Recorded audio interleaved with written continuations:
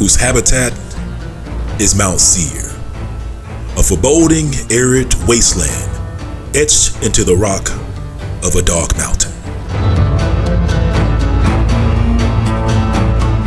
To journey to the home of Esau, we must first journey down a long, winding, narrow pass called a seek, which twists and turns back and forth like a hungry, venomous viper for almost a mile.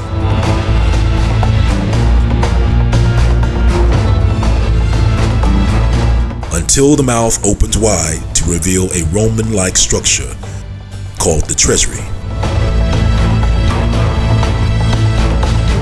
which represents only the beginning of Esaus Lair. Located to the south of Israel, Esau's foreboding land decorated with caves, lining the walls like a rat's nest.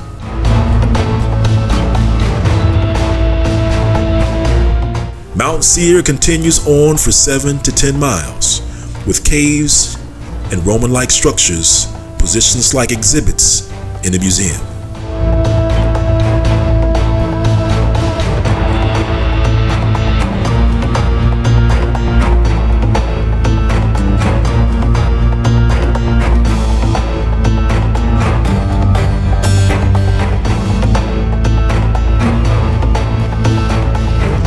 This large cave city of Esau stretches from the long, narrow pass of the Seek to the large cave hotels lining the hills of the valley. Esau's land offered several amenities, such as a large amphitheater under the stars, where the men and women of the Horites could fellowship together.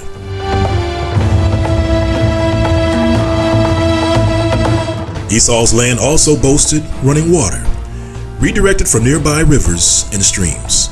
It also offered a place of worship to a god called Deshur, or as some historians called him, Zeus. The home of Esau was covered in a pale red rock, which may have been similar to the red-headed descendants of Esau. And today, we can only imagine what the mountains of Mount Seir looked like during the times of old.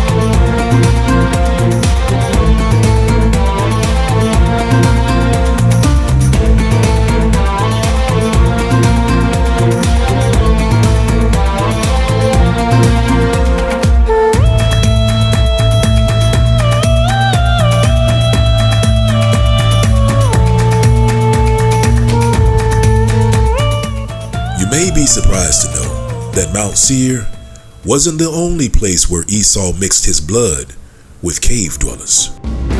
You see, he also married into the cave dwellers of the Hittites of Turkey, also known as Asia Minor, home of the largest underground network of cave cities in the world. In fact, Turkey is home to over 200 underground cave cities. Not caves, cave cities. And these cities are connected by ancient underground highways. And within these underground caves, we find the oldest Christian monastery. Beneath Cappadocia's crumbling surface, a marvel of equally gargantuan proportions lay hidden away for centuries. A subterranean city that could conceal the whereabouts of up to 20,000 inhabitants for months at a time. The ancient city of Ilangubu, known today as Durankuyu, burrows more than 278 feet below the Earth's surface, encompassing 18 levels of tunnels, the largest excavated underground city in the world. It was in near constant use for thousands of years, changing hands from Pyrrhons to the Persians to the Christians of Byzantine era. It was finally abandoned in the 1920s by the Cappadocian Greeks when they faced defeat during the Greco-Turkish War and fled abruptly en masse to Greece. Not only do its cave-like rooms stretch on for hundreds of miles, but it's thought the more than 200 small separate underground cities that have also been discovered in the region may be connected to these tunnels, creating a massive subterranean network.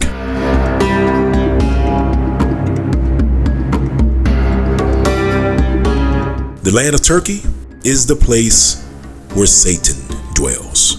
Revelation chapter 2 verse 13 reads, I know thy works and where thou dwellest, even where Satan's seat is, and thou holdest fast my name, and hast not denied my faith, even in those days wherein Antipas was my faithful martyr, who was slain among you, where Satan dwelleth.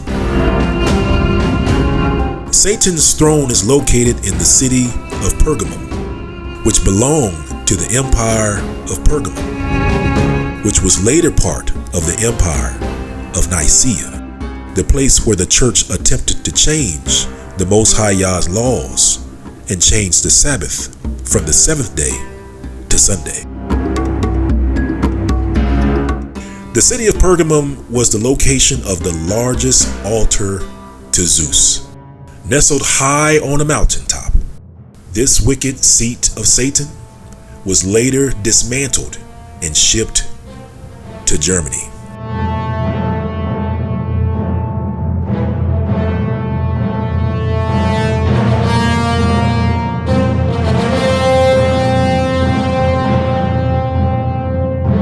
Where it still resides to this very day. That's right, family. The seat of Satan, called so by the Messiah, is in Germany today.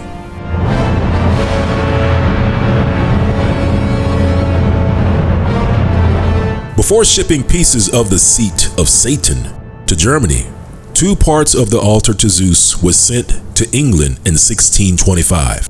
Ushering in the rise of England's dominance and power around the world. As the following reference reads, in 1625, an agent named William Petty brought parts of the altar to England for an art collector, the Earl of Arundel. The collection was eventually forgotten until decades later, when archaeologists discovered a panel in the wall of a home in Worksop. It proved to be a frieze from the Pergamum altar. A second panel was found in a neo-Gothic ruins in a countryside estate in Oxfordshire.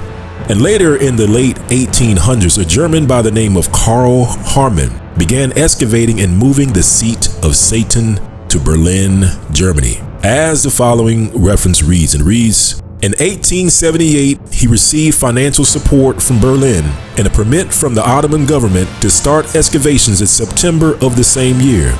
During this initial work, large parts of the artistically extremely valuable frieze of the altar and numerous sculptures were found.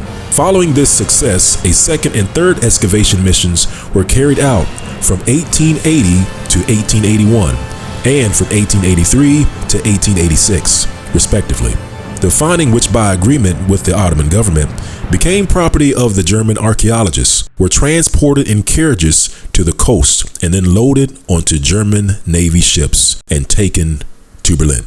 You see, family, to find the people of Satan, you must first find the seat of Satan. And so, who exactly was the man by the name of Karl Harman who brought the seat of Satan to Germany? Well, to answer this question, let's take a look at the clues found in his name. You see, the name Herman is a name which means hair and man. That's hair and man. As the following reference reads, Herman is a common Germanic name, given name derived from the Germanic elements hair and man. Herman may also be a variant transliteration of the Hebrew name Harman, meaning mountain man. The given name Herman was introduced to England by the Normans in the form of Armin and was the vernacular form of the Germanic name Hairy Man. The given name Herman was also common among Ashkenazi Jews, who adopted it as a variant of the Hebrew name Harmon. And so, family, with the seat of Satan firmly established in Germany, Germany too would rise to power and go on to play a major role in 2 major wars. And remember, the seat of Satan is still in Germany today.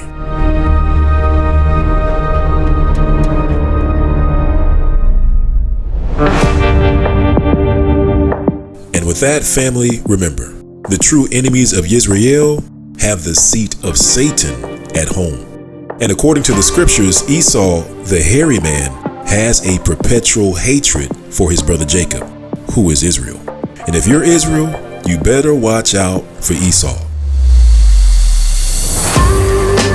and not get caught up in make-believe hand signs and hats not found in the scriptures. It is a distraction to take your focus off Esau. And so, family, as always, thank you for those who take the time to watch the videos, and thank you to those who continue to lift me and my family up in your thoughts and prayers, and thank you to those who continue to support this platform. And if you would like to become a $1 Patreon supporter, please click on the link found in the description. And as always, family, thank you, Israel. Stay blessed and shalom.